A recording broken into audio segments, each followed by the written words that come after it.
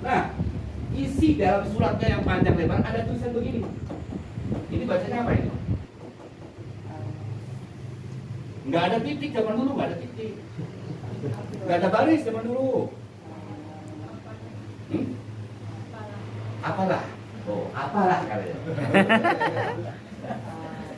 Hebat. Saya malah nggak terpikir. Beliau terpikir apalah, hebat itu. Jadi setelah setahun surat itu diterima oleh si C. Setelah setahun, lalu si A jumpa dengan si C. Bagaimana si B kabarnya? Gitu kan? Oh udah kamu laksanakan, wahai C. Apa yang saya tulis udah. Saya dia sudah dikubur, sudah saya bunuh. Kata si siapa? Kata si C. Udah si B sudah saya bunuh. Loh, kamu bunuh? Iya. Ini suratnya masih ada. Kamu kan bilang bahwasanya bunuhlah. Kalau dia datang bunuhlah. Jadi ini dibaca oleh si C menjadi apa?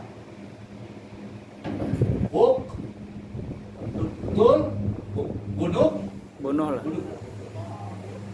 Disangkanya si C ini diberitahu oleh si A bahwa ini orang yang bahaya. Terus si A menangis. Dia bilang apa? Saya baca lagi. Ini maksudnya adalah, yang ini maksudnya adalah Bil, terimalah. Nah ini dari kasus ini, ya kita penting sekali berhati-hati di dalam menerima ilmu, mencari guru dan menyampaikan ilmu. Tidak semua yang kita sampaikan langsung kok nasihatku, ayatnya aja. Tunggu dulu, udah paham belum? Ya, jangan apa? Very soft. Santai. Dari kasus ini, akhirnya disadari bahwa kita saat itu butuh apa? Butuh titik. Maka Sayyidina Ali melalui muridnya Abul Aswad Ad-Du'ali, yaitu ahli nahwu, akhirnya ngasih titik. Makanya ada ungkapan bahwa awal dari semua Quran itu isinya ada diwakili pada Al-Fatihah. Al-Fatihah diwakili oleh Bismillah. Bismillah diwakili oleh dan aku adalah titik. Siapa aku? Sayyidina Ali. Titik apa? Titik ba. Makanya para wali dulu itu membuat batik. Itu titik ba. Ini cocokologi dari beliau. Itu pentingnya. Nah, tadi saya sampaikan bahwa ada sebuah dalil. Dalilnya itu, tapi yang anti tasawuf, yang anti sufi, yang anti tahlilan pakai itu. Kemudian yang pro tahlilan juga pakai itu. Juga bayangkan. Makanya saya katakan kita ini sebenarnya bukan beragama asli murni. Jangan sok-sok, wah aku ini nggak ikut sunnah Nabi. Dulu, emangnya bukan aku sama Nabi? Enggak, kita berguru. Kita beragama dengan agama interpretasi dari guru kita. Betul tidak? Maka kita tidak bisa memutlakkan kebenaran. Bisa. Jangan benar. Terus, sudah pakai Ini ada di mana?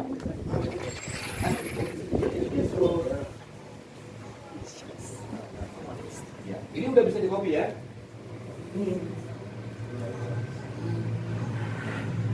Lampunya nyala. Kayaknya udah mati ya. Udah mati. Udah mati itu.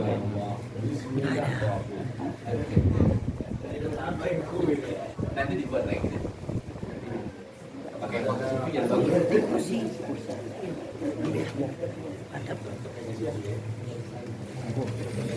Aku sama tongsis di dalam aja. Taruh ini biar kamu. Iya dia. Di depan.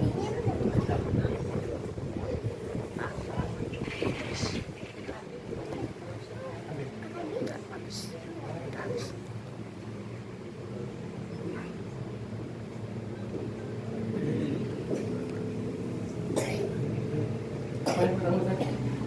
Bila bisa lagi. Dari apa? Soal itu. Soal otun. Ya. Iya tun. Terus sudah gitu apa? Waladun soleh. Soleh pun dia tahu.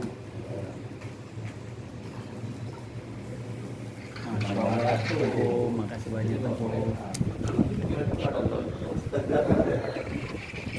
Terus apa? Kalau dia nggak punya anak soleh, udah gitu. Jadi celakalah, sedihlah orang-orang yang nggak punya anak soleh. Atau kalau orang punya anak tapi perempuan, itu sedih juga. Kenapa? Karena di sini bukan waladatun, bukan solehatun. Harus anak laki-laki. Kalau bukan anak laki-laki, enggak masuk juga doa. Ayo, iya. Mengerikan kan? Makanya kuburlah sudah sebagaimana mengubur anjang atau kuciang ya.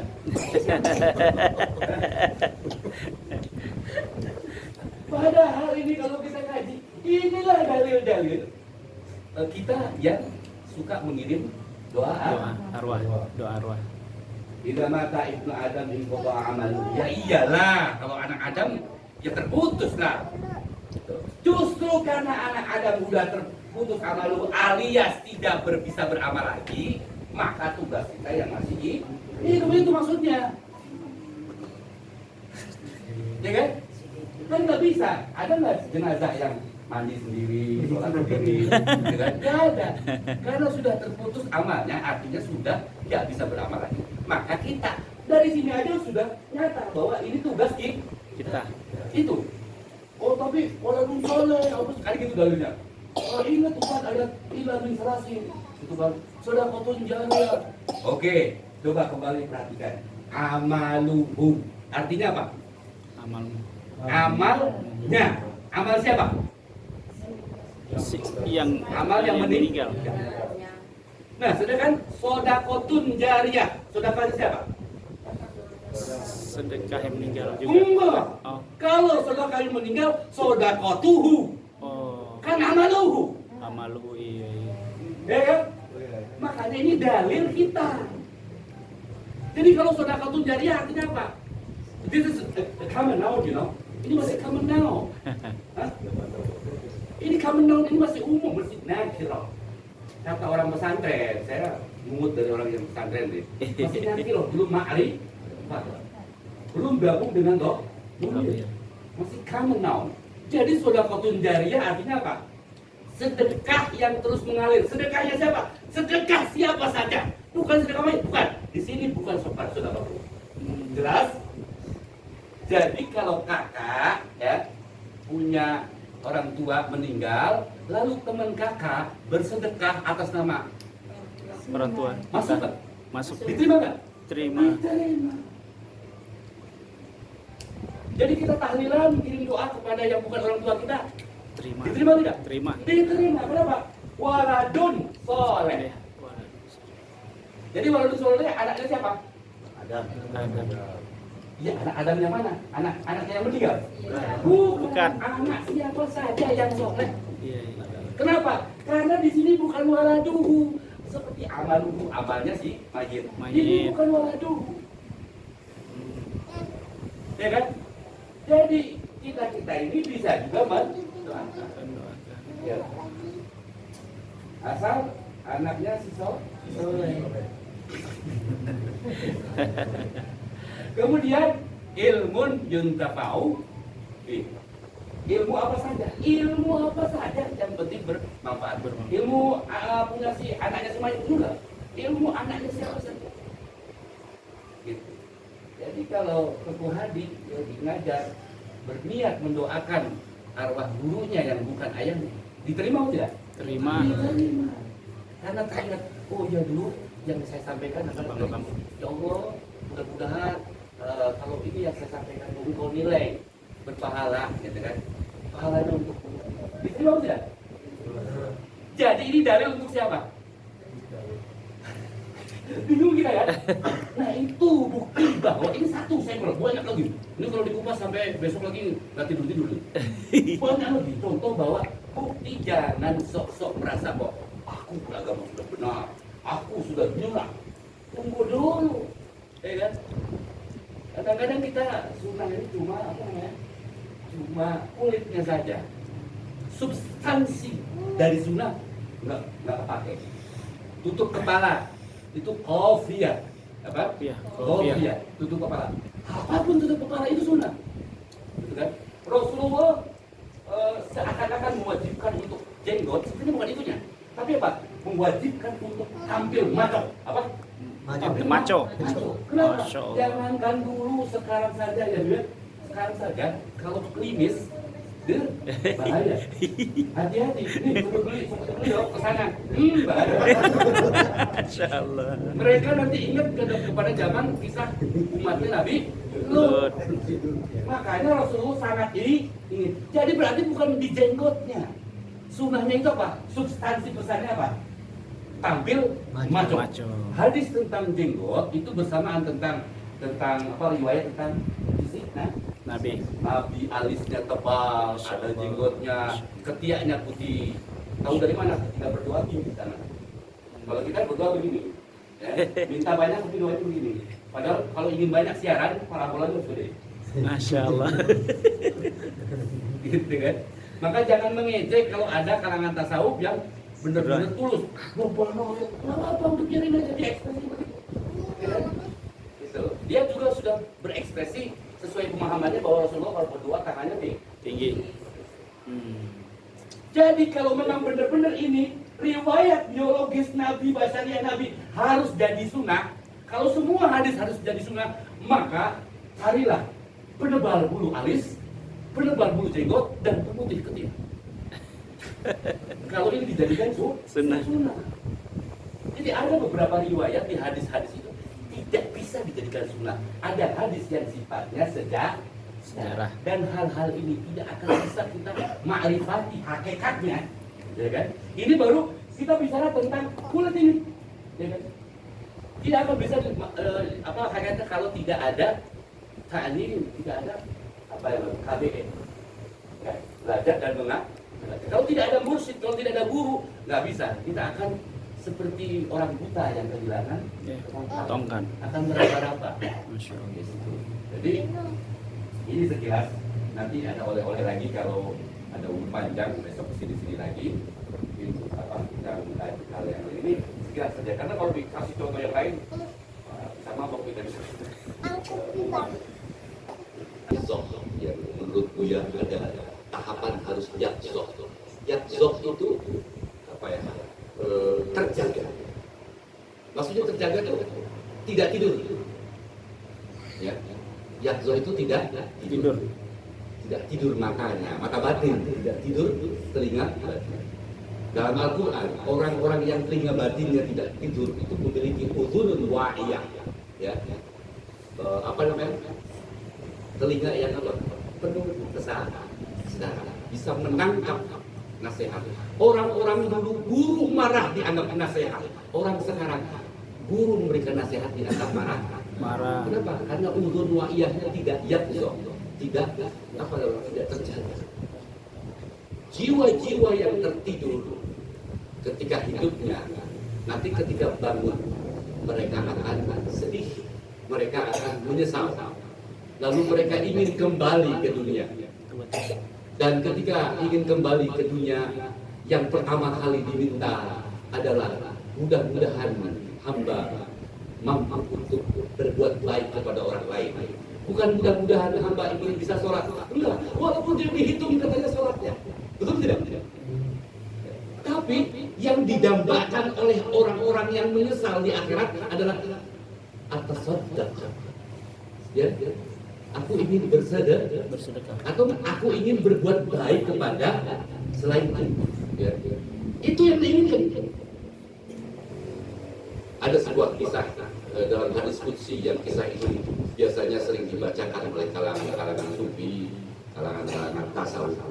Yakni, dan kisah ini pun ada di Injil.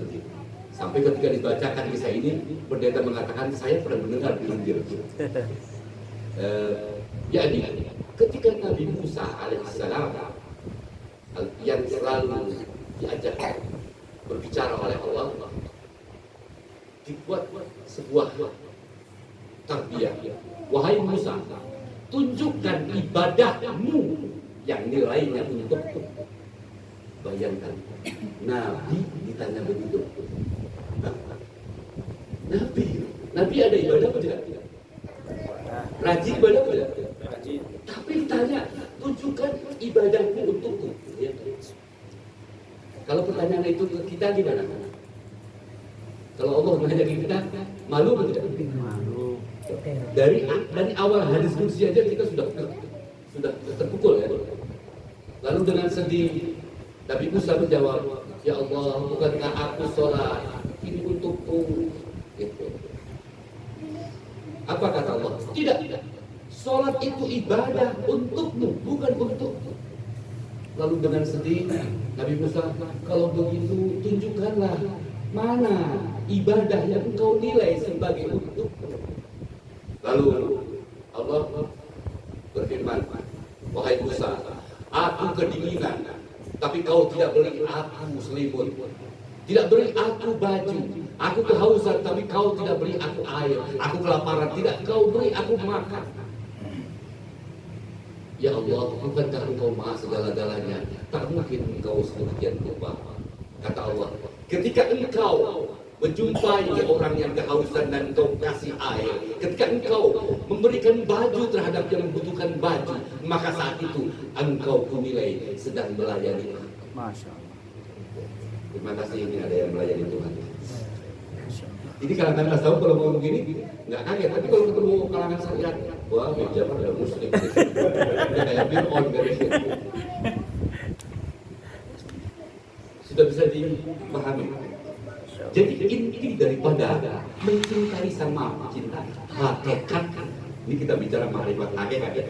Hakikatnya adalah mari bersama-sama dengan menunjukkan cinta kita kepada Allah melalui mencintai siapa dan apa yang dicintai oleh Sang Maha Cinta. Itu hakikat dari mencintai Sang Maha Cinta. Singkat apa yang saya sampaikan ini, tapi mohon dengan sangat mudah-mudahan kita berdoa, mudah-mudahan saya dan kita semuanya bisa mengamalkan. Amin ya Rabbal Alamin. Maaf atas segala-galanya dan doa untuk segala tidak.